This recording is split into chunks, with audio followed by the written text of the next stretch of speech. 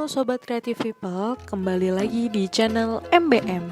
Sebelumnya, jangan lupa like dan subscribe channel ini ya, agar kami makin semangat membuat video berikutnya. Kali ini, kita akan mengulas mengenai keunikan rumah adat yang hampir punah di Indonesia, yang wajib kamu ketahui serta cocok untuk dijadikan destinasi wisata liburan kamu. Indonesia merupakan negara yang punya banyak kebudayaan hingga suku bangsa. Dalam suku bangsa di Indonesia, pasti punya rumah adat yang berbagai macam pula. Berbicara soal rumah adat, ada sebagian dari suku pendalaman yang masih mempertahankan budaya yang kental dan bisa dipastikan masih menjaga rumah adat mereka agar tidak punah. Meskipun saat ini ada pula rumah adat yang semakin hilang dimakan zaman.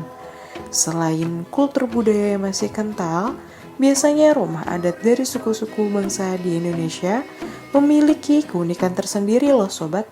Berikut keunikan rumah adat di Indonesia yang wajib kamu ketahui. 1. Rumah Sade Lombok. Salah satu dusun di Lombok yang dusunnya sangat tradisional ini terletak di Desa Rambitan, Pujut, Lombok Tengah. Dusun Sade punya rumah adat bagi suku Sasak. Mendatangi desa Sade, kita seperti dibawa pada sebuah tempat yang seolah tidak peduli dengan arus modernisasi. Berikut beberapa hal unik yang akan Anda temui saat menyambang desa ini. Lantai dilumuri kotoran kerbau.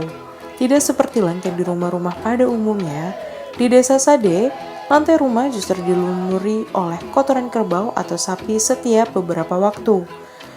Tujuannya adalah supaya lantai bersih dari debu-debu yang melekat, menguatkan lantai dan memiliki fungsi untuk mencegah serangga, terutama nyamuk masuk ke dalam rumah. Tempat tinggal suku Sasak. Desa Sade merupakan tempat tinggal suku Sasak yang merupakan suku asli Lombok. Terdapat sekitar 700 jiwa yang ada di desa Sade. Pernikahan di desa Sade masih dilakukan dalam satu rumpun, sehingga keaslian warganya masih sangat terjaga. Rumah dengan beragam fungsi. Rumah-rumah di desa Sade terdiri dari berbagai tipe, yakni balai bonter, balai kodong, dan balai tani. Tipe-tipe rumah ini didasarkan pada fungsinya. Balai bonter sendiri berfungsi sebagai tempat rumah para pejabat desa. Selain itu, balai bonter memiliki fungsi untuk persidangan adat. Terdapat pula balai kodong yang berfungsi sebagai tempat tinggal bagi orang-orang yang sudah jempo atau bagi orang-orang yang baru saja menikah namun belum memiliki tempat tinggal. Balai tani merupakan rumah yang digunakan untuk tempat tinggal masyarakat yang kebanyakan berprofesi sebagai petani. Rumah yang tahan gempa.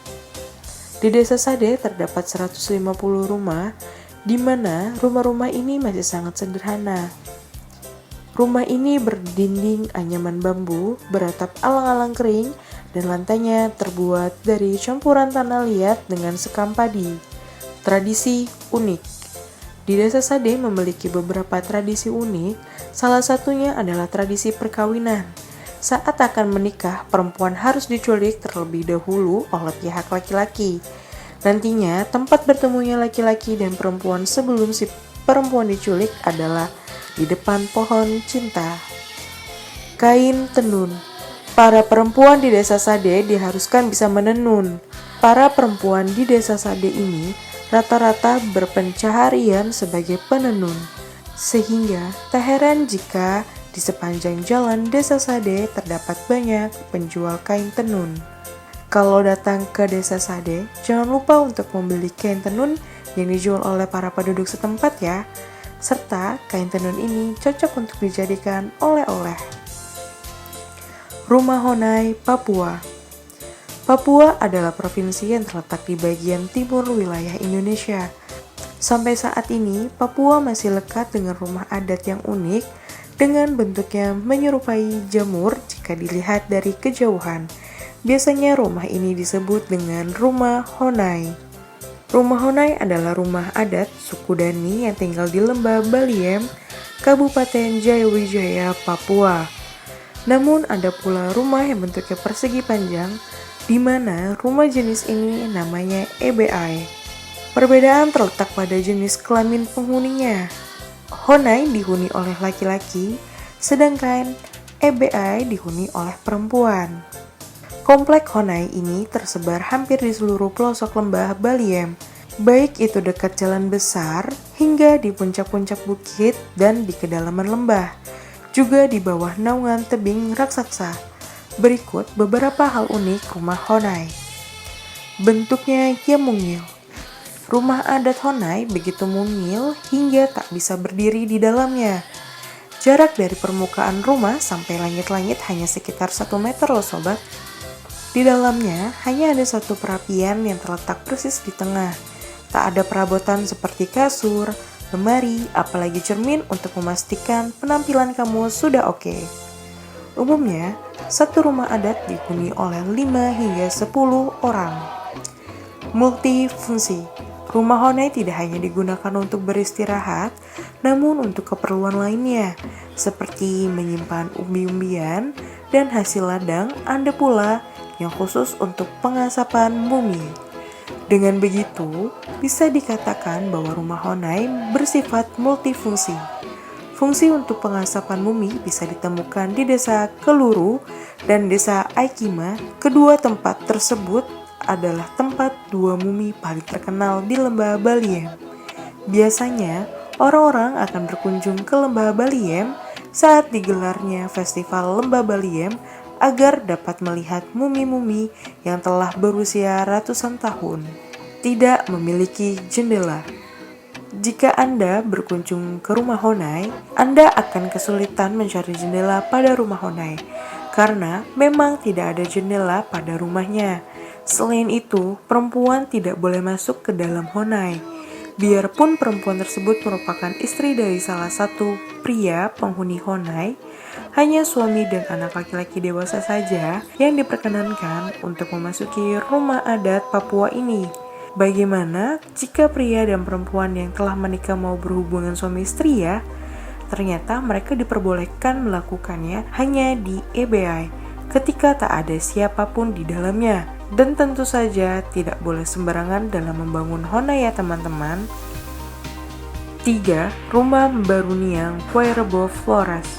Baruniang adalah rumah adat yang bisa kita temukan di Kampung Wairebo, sebuah kampung adat di Pulau Flores, masuk ke dalam wilayah Satarlenda, Kecamatan Satar Mese Barat, Kabupaten Manggarai, Nusa Tenggara Timur.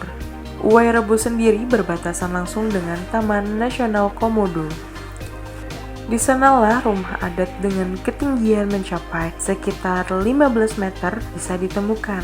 Rumah ini memiliki bentuk yang sangat unik, yaitu berbentuk kerucut dan ternyata punya 5 lantai di dalamnya. Sayangnya, rumah ini sudah sangat langka dan sedang berusaha dikonservasi menjadi sebuah warisan budaya Indonesia.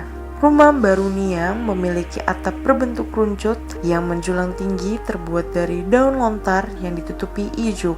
Semua rumah Baruniang berdiri di atas tanah datar yang dibangun mengelilingi sebuah altar yang disebut warga sebagai tempat kompang. Kompang berguna untuk memuji dan menyembah Tuhan juga para roh leluhur. Nah, di balik keindahannya ini, ternyata Desa Wairebo menyimpan banyak fakta dan hal menarik yang bisa kita temukan di dalamnya. Termasuk salah satu desa tertinggi di Indonesia. Desa Wairebo termasuk ke dalam daftar desa tertinggi di Indonesia.